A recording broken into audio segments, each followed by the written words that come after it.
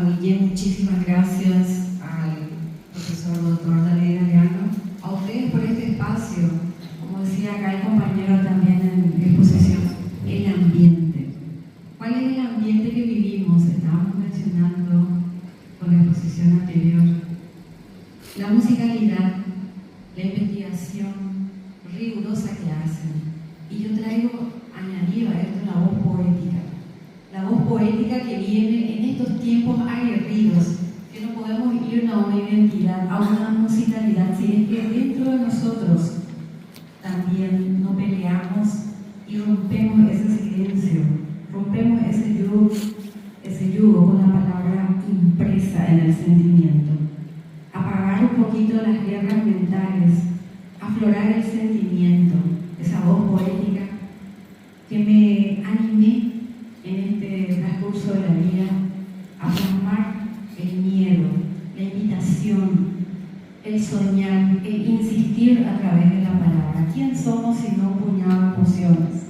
Animales rumiantes de la palabra. Y esa palabra debe ser mansa en identidad de la conciencia, del ser, del mismo como seres de paz, aguerridos para defender la paz, no para hacer el parete, el descontrol, pero para eso tenemos que primeramente luchar desde nosotros, desde adentro, desde nuestro yo real, consciente. Yo creo muchísimo en el poder de la palabra, en la divinidad del guaraní, en la expresión del alma que vive y late dentro de nosotros. Manantial en Llamarada es la obra que viene a jugar un poquito de ese oxímoron, agua y fuego, que es lo que late dentro de nosotros. Venimos justamente a romper un poquito esa mansedumbre de callar todo el tiempo y bueno, ese silencio hoy grita en la palabra, en el libro, en la enseñanza, en la investigación y sobre todo en la parte poética. Les entrego entonces humildemente este camino llamado Manantial en Llamarada, que es la voz poética, que todos de alguna manera, aunque nos consideremos un poquito fríos, vivimos en el calor y en el fuego del alma de agua. Muchísimas gracias. Quiero dejar un ejemplar a la biblioteca de la Ateneo, en la persona del presidente. Muchísimas gracias. Todo aquello que es producto de la inspiración, de los momentos, hay veces de la vida, hay veces difíciles, hay veces más fáciles, donde está por medio del amor y lo contrario también. Así que vamos a ver qué es lo que en este caso Luis nos propone como para escuchar el producto de su creación en este caso. Con muchísimo gusto, bueno, les ofrezco esto que es de aquella voz y sobre todo de nuestros ancestros que no debemos callar jamás. Y dice así: la voz ancestral. Y entonces, descalzos habitaban su tierra sin mal, donde natura orquestaba trinos de aves sin igual. Hoy danzar quiero tus ritos de silencios y gritos en el nombre de tu paz.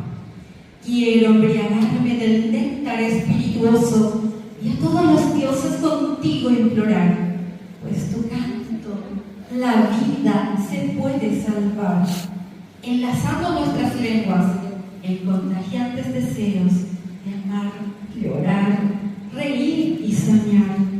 No dejemos que se apague el cantar de las doncellas siluetas de selvas, de miradas lejanas, destellos de luna, y en su sonrisa manceba destellos y ruegos líricos de un instinto maternal, pues en su vientre la vida ellas han de siempre acunar.